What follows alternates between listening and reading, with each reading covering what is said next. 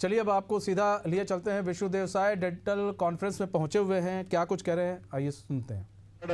खनिज संपदा से भरपूर प्रदेश है। 44% भूभाग यहाँ का फॉरेस्ट है। सैकड़ों तरह के फॉरेस्ट प्रोड्यूस हैं। यहाँ की धरती भी उर्वरा शक्ति से भरपूर है। मेहनत का किसान है।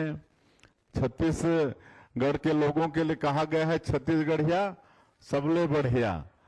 तो निश्चित रूप से हम लोग 2047 तक अपने प्रदेश को विकसित छत्तीसगढ़ के रूप में खड़ा कर पाएंगे और यहाँ के जीएसडीपी को 75 लाख करोड़ तक पहुंचाएंगे, ऐसा मुझे पूरा विश्वास है।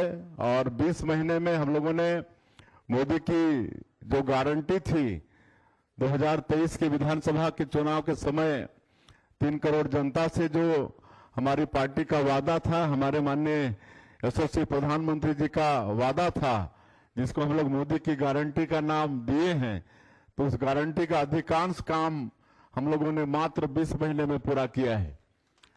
18 लाख लोग प्रधानमंत्री आवास से वंचित हो गए थे, तो 20 महीने में 18 लाख प्रधानमंत्री आवास की स्वीकृति दे चुके हैं। किसानों का वादा पूरा किए हैं।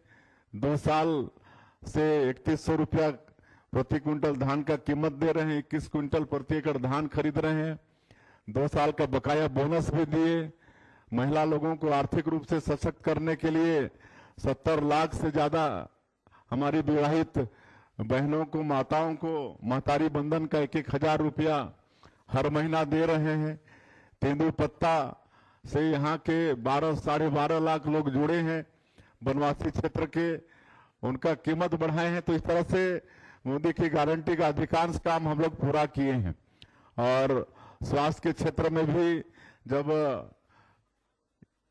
2000 में छत्तीसगढ़ राज्य बना तो 1 मेडिकल कॉलेज होता था, आज 15 मेडिकल कॉलेज यहाँ पर हो गया है। शिक्षण की भी सारी संस्थाएं आ गई हैं, IIT, IIM, IIIT, law university, सब कुछ जो भी शिक्षण की संस्थाएं हो सकती हैं वो आ गई हैं। और वर्ष 1999 में जब अटल बिहारी वाजपेयी जी प्रधानमंत्री बने तो हमारा भी सौभाग्य था कि सांसद के रूप में हम भी पार्लियामेंट में थे। तो हम लोग देखते थे वहां पर एम्स में, जो दिल्ली का एम्स है उसमें कितना प्रेशर होता था, पूरे देश भर के मरीज लोग जाते थे। तो हम लोगों ने निवेदन किया था माननीय प्रधानमंत्री जी से कि इसका ब्रांचेस आप अगर प्रदेशों में भी खोलेंगे तो यहाँ का प्रेशर कम होगा। और उस समय पहली किस्त में 6 एम्स प्रदेशों को मिले थे और छत्तीसगढ़ का सौभाग्य था कि 1 नवंबर 2000 में जब छत्तीसगढ़ राज्य बना तो हम लोग को पहली किस्त में ही एम्स मिल गया और आज वो भी हमारे छत्तीसगढ़ में विद्यमान है। तो इस तरह से स्वास्थ्य के क्षेत्र में लगातार छत्तीसगढ़ में विकास हो रहा है। आज भारत सरकार का जो आयुष्मान भारत कार्ड है, ये सबका फायदा भी मिल रहा है। अब वय वंदन योजना भी भारत सरकार से शुरू हुआ है। 70 साल के ऊपर के जो भी बुजुर्ग हैं, चाहे APL चाहे BPL किसी भी फैमिली के हों, अगर 5 लाख तक सुविधा लेना चाहते हैं तो उसकी भी सुविधा है। तो ये सब स्वास्थ्य के क्षेत्र में विकास के काम हो रहे हैं। माननीय प्रधानमंत्री जी ये चाहते हैं कि आदमी बीमार ही क्यों पड़े, उसके पहले ही उसकी चिंता हो जाए, इसलिए वेलनेस सेंटर वो भी स्थापित हुए हैं और वहां पर लोगों को ये सिखाया जा रहा है कि भाई आप बीमार पड़ो ही मत, इसलिए पहले से ही अपने हेल्थ की चिंता करो।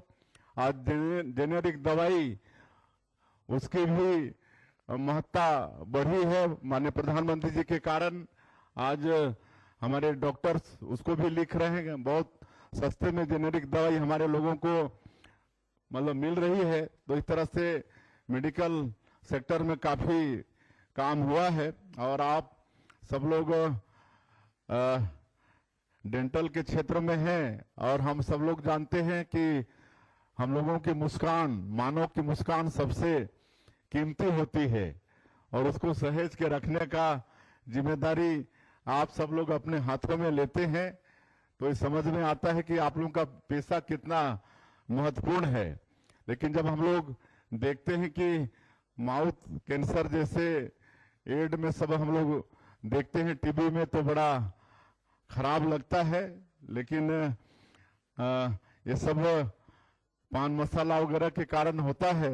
तो निश्चित रूप से ये 3 दिन के इस कॉन्फ्रेंस में सब पर भी चर्चा होगी और आप लोग अगर तंबाकू पान मसाला ये सब दांत के लिए ठीक नहीं है तो निश्चित रूप से उसका असर लोगों में होगा, ऐसा मैं मानता हूं, क्योंकि आप लोगों का बोलना ज्यादा वजनदार होगा और निश्चित रूप से इस पर भी चर्चा इस 3 दिन के कॉन्फ्रेंस में होगी।